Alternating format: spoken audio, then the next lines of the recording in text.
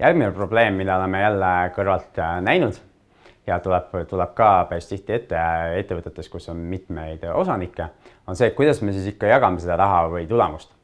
Tegelikult seadus ütleb seda, et seda tuleks teha vastavalt osalusele, aga tihti, mis aja jooksul juhtub ja kui need eelmised asjad on tegemata, millest me rääkisime nagu osanike leping ja üksteise väljaostmise võimalus ja muud asjad, siis see osaluste jagunemine nagu mingi aja pärast nagu asjad muutuvad ja ei ole enam päris põhjendatud sellisel kujul, nagu see alguses tundus. Näiteks võib olla panus täiesti erinev. Alguses mõtlesime, et töötame koos, panustame täiega, aga üks pool näiteks tüdib ära või tal tekivad mingisugused perekonnaga seotud probleemid või mingisugused muud teemad, mille tõttu ta ei saa enam nii palju panustada või ei taha enam nii palju panustada ajalises mõttes, eks.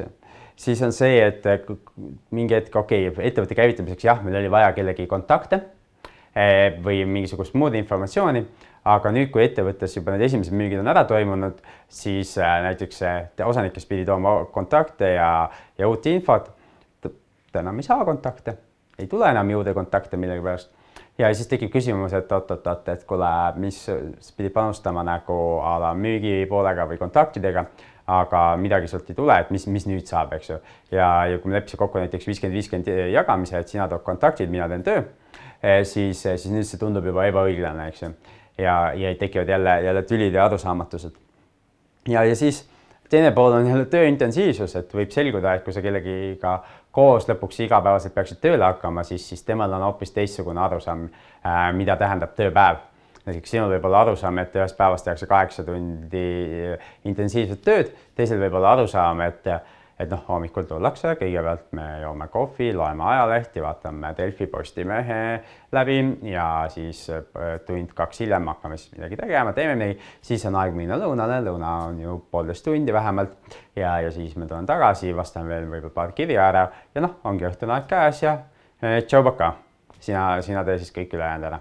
Et niisugused erinevused tekivad ikkagi väga-väga tihti, et meil ei ole võimalik nagu ette näha seda, milline tegelikult inimene on igapäevases töösituatsioonis ja samuti siis, kui tekib mingi raskem aeg või stressirohke olukord või meil on vaja midagi ära teha, siis samamoodi me ei tea, kuidas inimene käitub.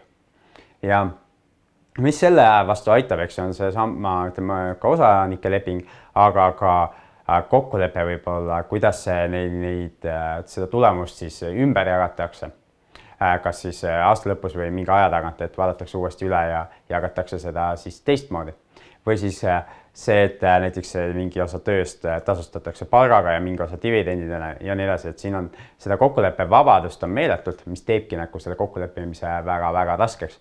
Ja nüüd saab neid kokkuleppeid teha ka juba ettevõtte registreerimisel. Nii et kui sa vaatad seda eraldi videot, kuidas ettevõtte 15 minutiga registrisse saada, siis me käime korra üle ka selle teema, et mida seal saab kokku leppida. Et saab olla nii, et osalused on ühed, aga kasumi jaotus on teistsugune. Nii et head raha jagamist. Loodetavasti sa ei pea selle pärast kunagi kellegiga kaklema minema. Aga kui pead, siis mis teha? Õpi sellest nii palju kui võimalik ja proovi järgmine kord paremini. Nii et edu ja kohtume järgmises videos.